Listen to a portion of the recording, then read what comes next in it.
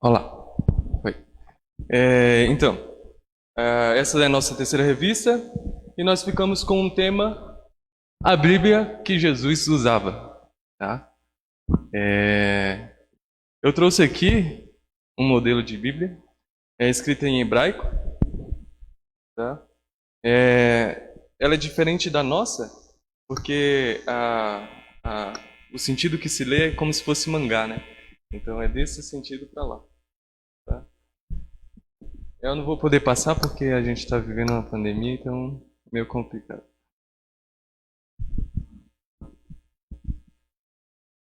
Tá?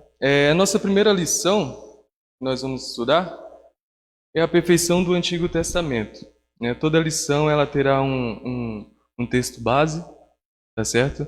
E o texto base dessa lição vai ser o Salmos de número 19. Nós vamos ler do versículo 1 ao 14. Mas a lição ela vai se basear do versículo 7 ao 14. Tá certo? Eu convido os irmãos a estarem abrindo a Bíblia no livro de Salmos, número 19.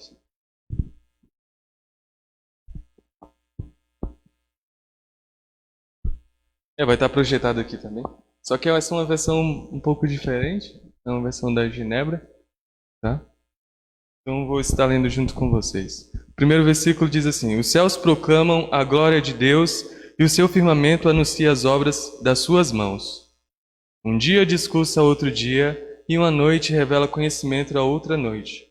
Não há linguagem nem há palavras e deles não se ouve nenhum som. No entanto, por toda a terra se faz ouvir a sua voz e as suas palavras, até os confins do mundo, aí pôs uma tenda para o sol. Versículo 5. O qual, como noivo que sai dos seus aposentos, se regozija como herói a percorrer o seu caminho. Versículo 6. Principia numa extremidade dos céus e até a outra vai o seu percurso, e nada refoge ao seu calor. Até esse versículo nós vamos perceber aqui, vamos explicar com mais aprofundado mais na frente, mas até esse versículo ele vai tratar sobre a criação, sobre a revelação, uma revelação geral. Tá? E o nosso estudo de hoje ele vai se concentrar a partir desse versículo, versículo 7. Diz assim: A lei do Senhor é perfeita e restaura a alma. O testemunho do Senhor é fiel e dá sabedoria aos simples. Simples aqui a gente vai ver que são aqueles necessitados de sabedoria. Tá? Versículo 8. Os preceitos do Senhor são retos e alegram o coração. O mandamento do Senhor é puro e ilumina os olhos. O temor do Senhor é límpido e permanece para sempre. Os juízos do Senhor são verdadeiros e todos igualmente justos. São mais desejáveis do que ouro, mais do que muito ouro depurado, e são mais doces que o mel e o destilado dos favos. Além disso, por ele se admoesta o teu servo, em os guardar a grande recompensa. Versículo 12. Quem há que possa discernir as próprias faltas? Absolve-me das que me são ocultas. Também da soberba guardo o teu servo, que ela não me domine, então serei irrepreensível e ficarei livre de grande transgressão. As palavras dos meus lábios e o meditar do meu coração sejam agradáveis na tua presença, Senhor, rocha minha e redentor meu. Eu esqueci um passo importante, que eu tenho aprendido com o Jacques. Antes de lermos, é interessante nós orarmos, para que Deus ele fale, através de mim, ou através de algum pensamento dos irmãos, algum ensinamento, algo que eu não consegui ver no texto, mas os irmãos conseguiram ver. Tá, e eu gostaria de orar com vocês agora. Senhor Deus, nós somos gratos, Pai, por mais um privilégio que o Senhor nos dá de estudarmos a Tua Palavra, Deus. Nós somos gratos por mais um ensinamento, mais uma oportunidade de aprendizado, Pai, tanto para mim quanto para meus irmãos, Deus. E que toda palavra, Deus, entoada aqui, Deus, seja para a Tua honra, para a Tua glória e para aprendermos um pouco mais sobre a Tua Palavra, Deus. Assim te oro e te agradeço em nome de Jesus. Amém.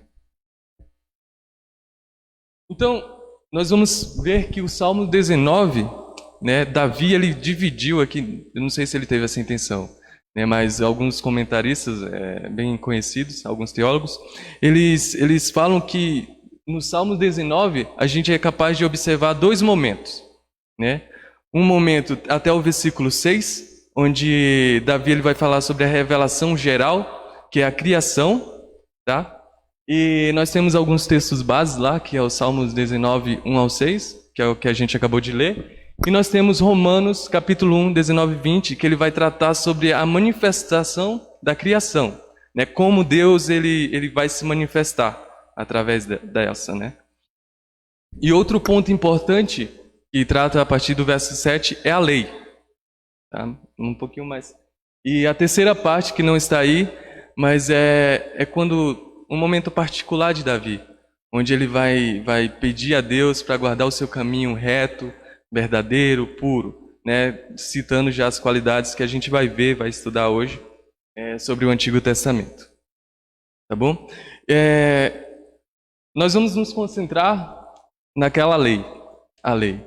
Quando Davi fala a lei, ele está se referindo ao Antigo Testamento. Tá? Como nós podemos observar isso? Tem um teólogo chamado Matthew Paul, não sei se eu pronunciei certo, mas é um inglês, é inglês, né? Ele é do século 17 aí, bem novo, quase meu bisavô. Ele nasceu em 1624 e até 1679, tá? Ele teve algumas publicações e uma delas foi comentário bíblico a respeito do livro de Salmos, né? Onde ele vai definir, não sei se vocês conseguem ler, mas ele diz assim: a doutrina entregue por a lei significa a doutrina entregue por Deus à sua igreja, seja por meio de Moisés ou outros profetas e homens santos que vieram depois de Moisés. Essa é uma afirmação de Matthew Paul, um teólogo do século 17. Tá? Então a gente vai estar centrado ali na lei, nessas qualidades. Davi, ao longo desses versículos, ele vai citar 3 pares de adjetivos. Puro, fiel, perfeito, verdadeiro, né? E a gente vai estudar esses agora. O primeiro ponto que a gente vai estudar, a primeira dupla de declarações a respeito do Antigo Testamento, é que é perfeito e fiel, né? Lá no versículo 7 diz assim: a lei do Senhor é perfeita e restaura a alma. O testemunho do Senhor é fiel e dá sabedoria aos simples, né? O que Davi quis dizer com a lei do Senhor é perfeita? Em que sentido? Né? Quando Davi fala a lei, ele está se referindo ao o que a gente viu na introdução agora? A lei é o quê? É o Antigo Testamento. Então nós temos a certeza que o Antigo Testamento é perfeito. É perfeita, né? Então, o perfeito aqui, ele vai se referir a uma completude, né? Um sentido de integridade, né? E Calvino ele vai dizer assim: se uma pessoa é devidamente instruída na lei de Deus, ela não carece de nada que seja indispensável à perfeita sabedoria. Ou seja, afirma esse sentido de perfeito, né? De completude. Nós não precisamos de mais nada, né? A própria palavra, o Antigo Testamento, ele já é perfeito, né? E mais para frente a gente vai ver que tudo que vai fugir disso, né, não foi inspirado por Deus, né? E como que o Antigo Testamento ele vai ser útil para nossas vidas, né? Como nós podemos aplicar isso? O que a lei provoca na vida do crente, né? Segundo ponto, a gente sempre vai ver uma estrutura assim: a lei do Senhor é perfeita, vai vir um adjetivo e vai vir uma causa, né? Ela restaura a alma, né? Esse ponto de restaurar, o que significa restaurar? Voltar atrás, converter, né? E o Antigo Testamento, ele vai nos lembrar, se nós formos ler, ele vai nos lembrar que ainda somos sujeitos ao pecado, né? Todos os dias nós somos confrontados ao pecado. Infelizmente, nós somos pecadores, né? E diariamente nós temos que viver ao pecado. Mas, porém, contudo, todavia, Deus ele nos traz o arrependimento, né? Ele nos lembra que nós somos pecadores, mas ele nos traz ao arrependimento. Tá? Então, esse é o primeiro adjetivo atribuído à lei do Senhor, ao Antigo Testamento. É perfeito. Perfeito. Tá? Segundo adjetivo, fiel. Né? Agora ele usa um termo diferente, o testemunho. Né? É interessante aqui que quando os atributos eles são direcionados à obra, porque o Antigo Testamento é um testemunho a uma obra, tá? Ele se refere ao autor também. Porque, por exemplo, você chega na minha casa, né? Você vai ver lá, tá tudo bagunçado. Minha casa está bagunçada. Isso é minha obra está bagunçada. O que é que vocês vão pensar? O João é desorganizado. Não é isso? Então aqui é do mesmo jeito. O testemunho do Senhor é fiel. Então o Senhor é fiel. O Senhor é perfeito. Então todos esses atributos firmados aqui no Antigo Testamento são válidos para Deus. Deus é perfeito, Deus é fiel, Deus é puro, Deus é verdadeiro, Deus é reto. Né? E quando se refere a fiel aqui, se nós formos ler o Antigo Testamento, ele vai nos mostrar momentos em que Deus ele confronta o pecado, né? E esse momento que ele confronta o pecado, em todas as situações ele é fiel, né? Ele realmente o testemunho do Senhor contra todos esses pecados é fiel, tá? E o que nós podemos aprender disso? Ele dá sabedoria, né? Ao lermos o Antigo Testamento, né, nós vamos perceber que Deus, com o exemplo dos outros, né, porque nós somos sábios, então nós aprendemos com um exemplo dos outros. Né, nós vamos ver exemplos de pecadores mesmo, porque não é só de agora que existe pecador. Né? Então o pecado vem bem de trás. Então, se nós lermos o Antigo Testamento, nós vamos perceber isso. Pelo estudo do Antigo Testamento, adquirimos sabedorias. Todos nós somos simples. Eu havia comentado lá no decorrer da leitura do capítulo, que simples se refere ao necessitados de sabedoria. Assim como lá em Tiago capítulo 1, versículo 5, vai dizer. No versículo 5 diz: Se, porém, algum de vocês necessita de sabedoria, peça a Deus, que a todos dá com generosidade e sem reprovações, e ela lhe será concedida. Peça, porém, com fé, em nada duvidando, pois o que duvida é semelhante à onda do mar, impelida e agitada pelo vento. Essa é uma resposta de uma pergunta que eu vou fazer agora. Como nós adquirimos a sabedoria? Como nós temos essa sabedoria? Essa é uma forma de pedir, e como eu já havia dito, lendo o Antigo Testamento, nós vamos encontrar aqui que, por exemplo, ao decorrer nos nossas vidas a gente faz algo errado, mas a gente não percebe. E ao lermos o Antigo Testamento, ao lermos as Escrituras Sagradas, nós nos deparamos, isso é errado. Então, ele traz a sabedoria. Ele traz o confronto ao pecado, ao arrependimento. Tá? Então, esses são os nossos dois primeiros adjetivos. Agora vamos passar para o próximo tópico. O Antigo Testamento é reto e puro. No versículo 8, Davi diz assim: Os preceitos do Senhor são retos e alegram o coração. O mandamento do Senhor é puro e ilumina os olhos. Quando Davi fala os preceitos aqui ele se refere a todas as responsabilidades atribuídas pelo Senhor ao povo, ou seja, também os seus mandamentos. Então, esses preceitos eles têm como característica retidão. Tudo que vem de Deus é reto, é puro. E se nós formos comparar com a nossa vida hoje, com nossos desejos, o que os nossos desejos são? São corruptos, são impuros, são desvirtuados, são tortuosos, nos levam para caminhos errados. Nós podemos pensar assim, esse caminho vai dar certo, Para nós estamos pensando, né, isso vai dar certo.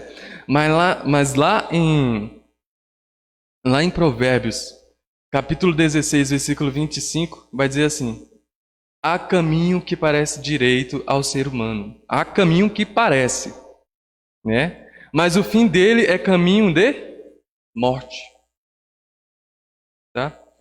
E em Provérbios capítulo 2, versículo 13 diz assim: a vida de um homem não pode ser corretamente ordenada, a menos que seja moldada segundo a lei de Deus. Né? Isso mostra o que? A retidão dos preceitos. Não é isso? A menos que seja moldado segundo a lei de Deus, e sem isso andaremos por caminhos tortuosos, ou seja, nós somos tortos, nós somos corruptos, nós somos defeituosos, nós somos impuros, né? E esse versículo nos prova isso, né? Os preceitos do Senhor são retos, né? E se nós basearmos, nós estivermos firmados, né, na retidão do Senhor, nos preceitos do Senhor, nós vamos viver em caminhos retos. Assim como Davi, ele vai pedir assim: Senhor, guarda o meu caminho, né? Guarda o meu caminho para que mantenha reto, mantenha num sentido verdadeiro, né?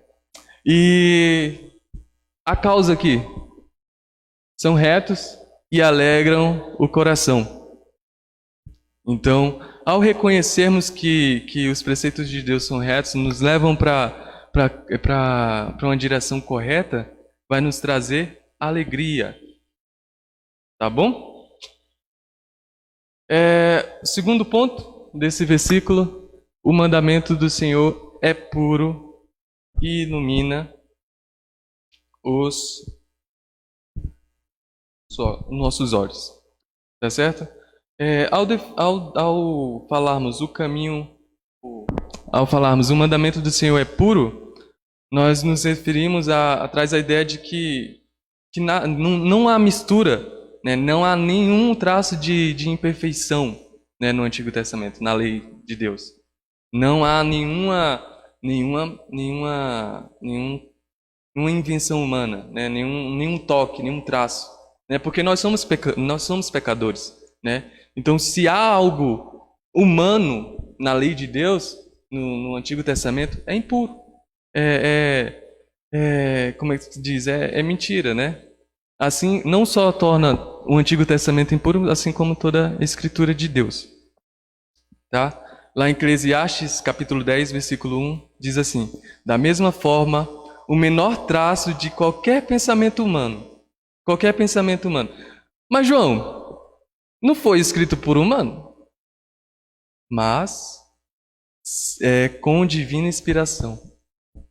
Com a divina inspiração do Senhor, né? Em Eclesiastes capítulo 10, versículo 1, o segundo ponto aqui diz: sem divina inspiração tornaria o Antigo Testamento impuro. Tá ok? Salmo 119, versículo 9, ele vai tratar assim: guarda puro o seu caminho. Como guardar puro o seu caminho? Observando segundo a santa palavra de Deus, né? Isso nos traz a memória de que o mandamento do Senhor é puro.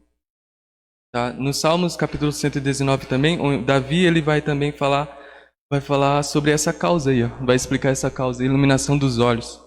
Né? Por que ilumina os nossos olhos? Lá em Salmos capítulo 119 diz assim: lâmpada que ilumina o nosso caminho. Né? Então, fora da palavra só existem trevas, só existem tudo escuro, digamos. E a palavra ela vai iluminar os nossos olhos. O Antigo Testamento ele vai iluminar os nossos olhos. Tá? Esse é o nosso segundo tópico. Eu sou um pouquinho bagunçado, então o autor é desorganizado mesmo.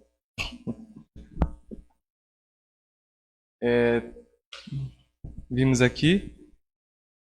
Puro. Agora, a terceira e última declaração. Já estamos terminando, tá? Faltam aí 5 minutinhos, 10 minutos.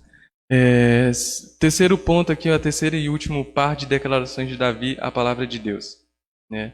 O Antigo Testamento é claro e verdadeiro. Salmos capítulo 19, verso 9 diz assim: o temor do Senhor é límpido e permanece para sempre. Os juízos do Senhor são verdadeiros e todos igualmente justos. É interessante que quando Davi fala o temor do Senhor é límpido, ele tem o intuito de observar, de nós nos observarmos, né? De como nós nos comportamos, de como nós servimos a Deus, né? Porque aqui ele vai tratar assim, ele dá uma qualidade bem rara, né? Límpido. Quem que sabe que é límpido? Transparente. O quê? Sem mancha, sem nada. Então a gente viu que é puro, mas aqui ele diz que é límpido. Então é mais do que puro, é transparente, é sem mancha, né? Então, o que isso nos traz? Ele dá a ideia de que Deus nos diz na sua lei é tão claro, né? Tão límpido, tão brilhante, que não há lugar para qualquer indiferença, né? Frente àquilo que a santa lei de Deus coloca diante de nós. Então, o objetivo aqui de Davi é que nós temamos a Deus, né? É de que nos aproximemos dele com intrepidez, né? Com um santo temor. A gente vai ver no Antigo Testamento alguns exemplos de momentos de como nós devemos fazer culto. Porque o temor aqui, ele é associado à maneira como você cultua. Tá? Então, tudo o que o Senhor nos ensina em sua palavra, desde o Antigo Testamento, ele diz a respeito da maneira como devemos nos aproximar dele no culto, de como nós devemos prestar o nosso culto. E esses ensinamentos, eles permanecem para sempre. Tá? Então, eles são válidos até hoje. Ou seja, nós não precisamos acrescentar nada, nós não precisamos retirar nada, né? Porque o Antigo Testamento ele nos traz exemplos de como nós devemos prestar um culto, né? Lá em Levítico, capítulo 10, versículo 1 ao 3, ele vai dizer algumas coisas que nós não devemos fazer. Eita, não devemos fazer. Nós não temos a permissão de acrescentar nada e de nada retirar. Adorar a Deus sob nenhuma imagem visível. Não podemos substituir a pregação por formas dramatizadas.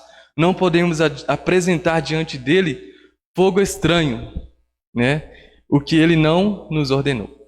Então, aqui é preciso temermos a Deus. Isso significa atarmos o nosso coração aos seus mandamentos e dele jamais nos apartarmos. Tá ok? Segundo ponto, os juízos do Senhor são verdadeiros e todos igualmente justos, né? Quando Davi fala os juízos, ele vai enfatizar aqui o modo como o Senhor ministra a sua justiça em todas as coisas, né? Juízos aqui é o sexto termo utilizado para representar a lei de Deus, né? Onde o Senhor vai declarar no Antigo Testamento o que é justo. Tá certo? Porque ele já tem nos declarado isso. Os mandamentos são para isso, né? Então, todo o seu juízo, todas as suas tomadas de decisões são baseadas em algo que ele já nos deu, né? São os 10 mandamentos, alguns exemplos que a gente pode ver no Antigo Testamento. Então, seu governo é exercido em perfeita harmonia com aquilo que ele declara na sua santa lei. Esses são os 3 pares de adjetivos para uma aula introdutória, primeira lição do Antigo Testamento, sobre o Antigo Testamento. E a primeira lição é a perfeição do Antigo Testamento, né? Então, nós aprendemos esses 3 pares. Para concluirmos no versículo 10, Davi ele vai dizer assim: são mais desejáveis do que ouro, mais do que muito ouro depurado, e são mais doces do que o mel e o destilado dos favos. O que isso nos traz? Para nós não tratarmos o Antigo Testamento como algo, uma escrita antiga, arcaica, que nós só podemos tirar ensinamentos morais para praticar de vez em quando nas nossas vidas, mas de uma forma de que próprio Jesus, ele quando veio, a terra, ele trata com reverência, né? Ele trata com amor, porque ele vai dizer assim, todos os ensinamentos de Jesus, eles são fundamentados na Escritura do Antigo Testamento.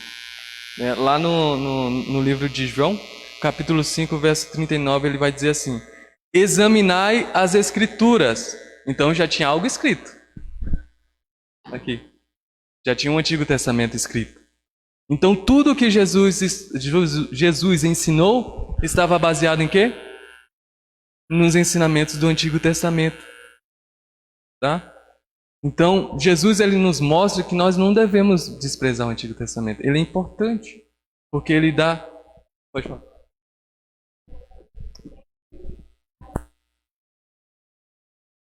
Testamento. Justamente. Uhum. Em Lucas também vai falar isso. Lucas capítulo 24, 27, 44. Quando há a ressurreição de Jesus, ele vai vir aos apóstolos, né? Aos discípulos, e ele vai mostrar como o Antigo Testamento ele testemunhava acerca dele, né? Já preparando para a vinda, né? De Deus. Né? Que nós estamos estudando Mateus, eu estou estudando Mateus com o Jacques. Então, nós vemos aí que a vinda do reino, né? Então, Mateus já começa a preparar já a vinda do reino. Só uma última observação, também para comprovar a importância do Antigo Testamento, é quando Paulo ele está falando com Timóteo, lá em 2 Timóteo capítulo 3, versículo 16 ao 17, ele vai falar assim: toda a Escritura é inspirada por Deus e útil para o ensino, para a repreensão, a correção, para a educação na justiça, a fim de que o homem de Deus seja perfeito e perfeitamente habilitado para toda boa obra. 2 Timóteo, capítulo 3, versículo 16 ao 17. Então que a gente possa ver o Antigo Testamento com outros olhos, né? Um olhar de... é muito importante. Né? Tem os ensinamentos que são todos fundamentados lá no Antigo Testamento, tá? Então, assim que terminamos nossa lição, são 10 horas. Aí, deu certinho. Então, é isso, gente.